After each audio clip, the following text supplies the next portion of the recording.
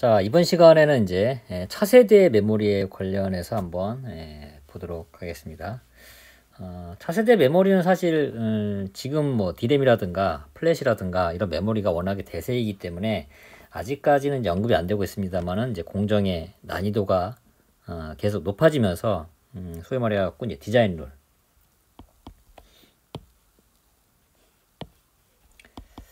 디자인 룰이 이제 작아지면 작아질수록 지금 같은 경우도 뭐 5나노 얘기가 나오고 있잖아요. 이거보다 더 줄어들게 되면 이제 이 회로 선폭이 이제 한계가 도달할 텐데 그럴 때는 이제 소재 자체를 이제 바꿔야 되지 않을까 그런 개념에서 이제 몇 가지 등장하고 있는데 아직까지 상용화에 접근하기 본다 것보다는 그냥 학계에서 연구적 차원에서 아니면 연구소에서 연구하는 차원이라고 이제 일단 보시면 되겠습니다. 크게 이제 가장 이제 상용화에 가까운 게 이렇게 세 가지 메모리가 있는데 일단은 페이스 체인지 램의 약자인 상변화 메모리라고 얘기하죠. P램이 하나가 있고요. 그리고 마그네틱의 이제 성질을 이용을 한 M램. 그 다음에 저항의 성질을 이용한 레지스티브 램의 약자인 R램. 이렇게 크게 세 가지 정도가 있는데 구조를 보면서 잠깐 설명을 드리면 이건 이제 개론적으로 한번 살펴보도록 하겠습니다. P램 같은 경우는 페이스 체인지 상변화라고 하는 게 있어요. 상변화. 그래서 여기 이제 중간에 이제 이 페이스 체인지 매트리얼로 이제 쓰는 게 본문에도 나와 있습니다만 GST라는 물질이 있습니다. GST.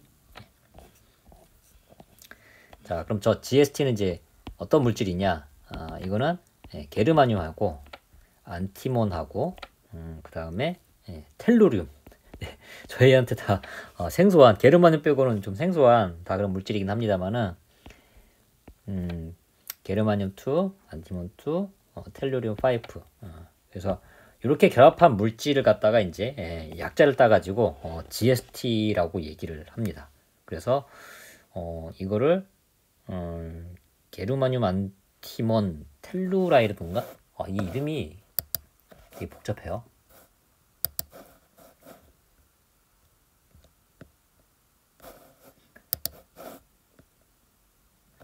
네, 게르마늄 안티몬 텔룰라이드 이렇게 이제 부르는 물질인데 이 물질이 이제 이 중간에 이제 위치를 합니다. 위치를 하면서 이제 빈라인하고 이제 워드라인에 신호가 가해졌을 때 여기에 이제 통하느냐 안 통하느냐 그 역할을 하는데 얘 같은 경우는 이 물질의 형태가 열에 따라서 이제 반응을 하면서 결정질의 상태였다가 비정질의 상태를 이제 오가게 됩니다. 결정질이라고 얘기하면 우리가 뭐 흔히 말하는 크리스탈린 뭐 이런 표현을 쓰기도 하고 비정질 같은 경우는 아몰퍼스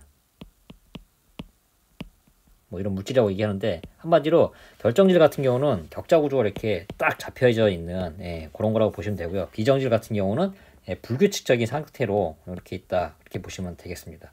그래서 일단은 그 결정질의 상태하고 이제 비정질의 상태로 이제 보게 되면 저항값은 비정질의 상태가 이제 훨씬 더 커요. 그리고 상대적으로 결정질의 상태는 저항값이 조금 작은 이런 형태로 이제 되어 있습니다. 그래서 이 GST라는 물질을 아주 높은 온도로 올렸다가 거의 녹는 전까지 올렸다가 얘를 급속하게 식히면 아주 차갑게 식히면 우리 그 용암 식는 거하고 똑같아요. 그렇게 차갑게 식게 되면은 얘 같은 경우는 이제 비정질의 상태로 이제 변화해갖고 큰 저항값을 갖게 되고요. 그리고 이 녹는 전보다 조금 낮게 그렇게 잡아가지고 서서히 식히게 되면 낮은 전류로 해서 녹는 전보다 조금 낮게 해서 이걸 서서히 식히게 되면 결정질의 상태로 됩니다.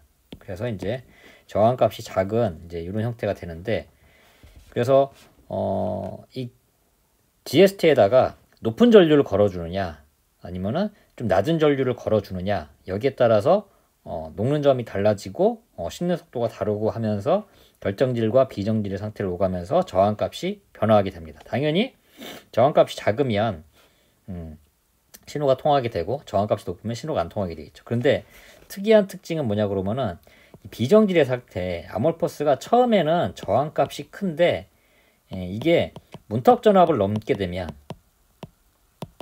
문턱전압 이상이 되면은 얘 같은 경우는 저항값이 급속도로 작아지는 그런 특징이 있습니다. 그래서 우리가 문턱전압 기준으로 이제 여기에다가 신호를 걸어줄 거기 때문에 오히려 비정질의 상태가 1이고요. 결정질의 상태가 저항값이 크게 변하지는 않지만 얘는 저항이 그대로 존재를 하는. 그러니까 상대적으로 문턱전압을 넘게 되면 비정질이 훨씬 더 저항값이 적어지기 때문에 1의 특징을 보인다. 그래서 이렇게 상변한 물질이 결정질이냐 비정질의 상태냐 여기에 따라서 신호가 통하고 안 통하고 이 상태로 이제 구분을 해주는 게 페이스 체인지 램, 우리가 흔히 말하는 P램이 되겠고요. 자, 그다음 이제 두 번째로 볼 거는 이제 마그네틱 램인데요. 저기에는 스핀이라는 이제 개념이 등장을 합니다. 스핀.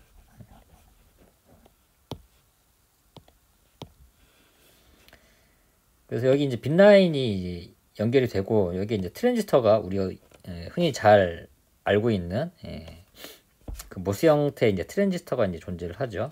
그리고 여기 이제 워드 라인이 있게 되고요. 이쪽에는 뭐 소스 라인이라든가 그런 이제 또 다른 이제 전극하고 연결이 됩니다. 자, 그래서 중요한 거는 이 중간에 위치한 MTJ라고 하는 이 물질이에요. MTJ는 MTJ. 얘는 이름이 뭐 약자냐면은 마그네틱 터널 정션. 터널 정션의 이제 약자. 이걸 갖다 이제 보통 MTJ라고 얘기를 합니다. 그냥 쉽게 이해를 하시면은 자, 마그네틱 필름하고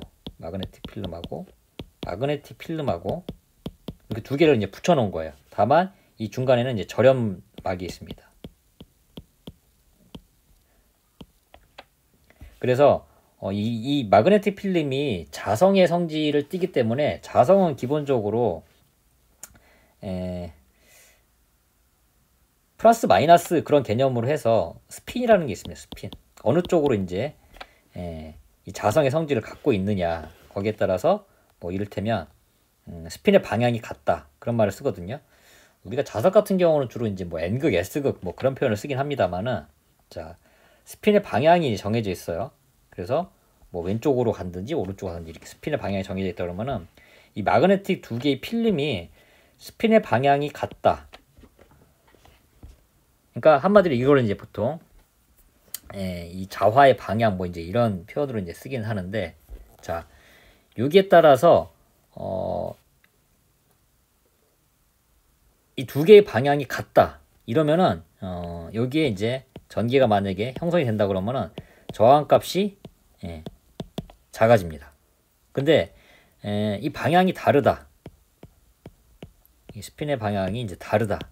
그러면은 여기서는 상대적으로 저항값이 이제 훨씬 더 커지게 되거든요. 그래서 이 스핀을 어떻게 기록을 하느냐에 따라 가지고 전류량이 증가를 하든가 아니면은 전류량이 감소를 하든가 당연히 저항이 감소 증가하는 그 방향에 따라서 여기 스핀의 방향을 같은 방향으로 해주느냐 다른 방향으로 해주느냐 여기에 따라서 정보가 형성이 되는 그런 메모리 형태라고 이제 보시면 되겠습니다. 그런데 요 자성 같은 경우는 우리 예전에 알았던 그 하드디스크 드라이브 이런 거하고 이제 매체가 이제 비슷한 상황이기 때문에 하드디스크 드라이브는 실제로 우리가 전원을 꺼도 그대로 저장이 돼 있잖아요. 자기의 방향에 따라 가지고 기록한 게. 그래서 얘 같은 경우도 마찬가지로 우리가 전원의 공급이라든가 이런 걸 이제 끈다고 하더라도 그런 거 갖다 보통 non volatile 메모리라고 얘기를 합니다. NVM. 플래시 메모리 그런 거 비슷하다고 보시면 돼요. 그래서 그런 성격도 함께 띄고 있다. 그렇게 보시면 되고요. 자, 마지막은 이제 레지스티브 램입니다. R램. 얘 같은 경우는 이 중간에 여기를 차지하는 물질이 이제 보통은 이제 금속 산화물, 다른 말로는 이제 메탈 옥사이드 뭐 이렇게 표현을 하기도 하는데, 그래서 여기 중간에 보면 이제 옥사이드 필름이라고 이제 돼 있죠. 그래서 기본적으로 메탈 옥사이드긴 합니다만은 얘 같은 경우는 저항이 좀 큰 물질이에요. 메탈이긴 하지만 저항이 큰 물질입니다. 그래서 두 개의 이제 전극 사이에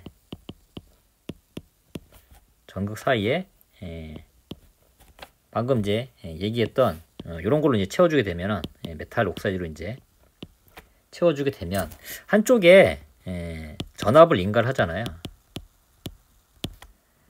한쪽에 전압을 인가를 하면은 이 안에서 소위 말하는 그 캐리어 비슷한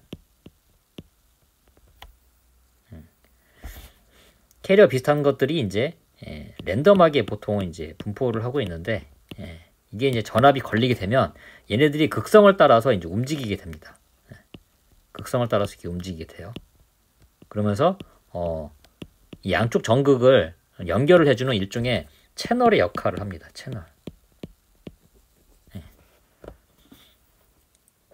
그래서 여기에 전압을 걸어주면 채널이 형성이 돼서 전기가 통하고, 그렇지 않으면은 원래대로 랜덤한 상태로 돌아가서 절연의 역할을 하게 되고, 그래서 이 전기적 신호, 여기에 전압을 걸어주느냐 안 걸어주느냐에 따라서 이 중간에 저항값이 변하면서 저항이 작은 형태로 되면서 전기가 통하는, 그래서 보면 간단한 이제 구조라고 되어 있죠. 그런 물질로 이제 채우면 되기 때문에, 다만 이제 이런 금속 산화물을 어떤 물질을 채용을 하느냐 여기에 따라서 이제 특성이 변하기 때문에 그런 소재에 대한 연구가 더 필요한 그런 쪽이다 이제 보시면 되겠습니다. 그래서 전반적으로 평가를 이제 해보자고 하면,